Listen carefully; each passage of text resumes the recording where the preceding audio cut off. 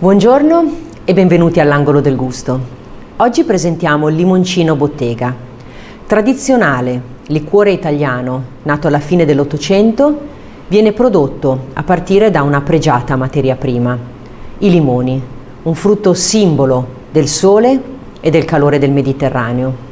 Il limoncino bottega, in particolare, viene prodotto con un infuso di bucce di limone della cultivar Femminello Siracusano. Caratterizzata da una buccia a grana fine e dall'alta qualità degli oli essenziali, questa cultivar presenta una pianta altamente rifiorente. È denominata Femminello per via delle 3 fioriture annuali, dovute alla notevole fertilità. Sensibile al freddo ma piuttosto resistente alle alte temperature, è in grado di garantire una produzione costante.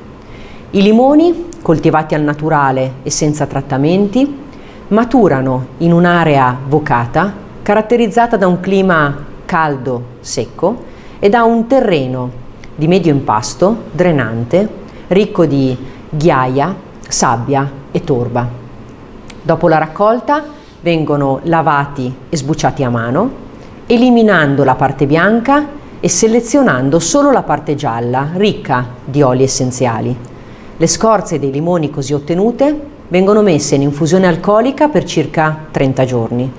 Dopo un lento processo di estrazione delle sostanze aromatiche e di quelle coloranti, si separa il liquido dalle bucce. Le aggiunte finali di zucchero e grappa donano a questo limoncino un carattere unico ed inconfondibile, ma procediamo con la degustazione.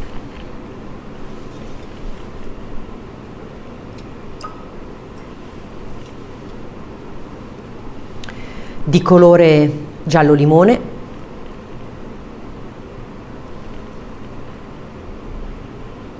al naso è intenso, aromatico e presenta un piacevolissimo profumo di limoni maturi.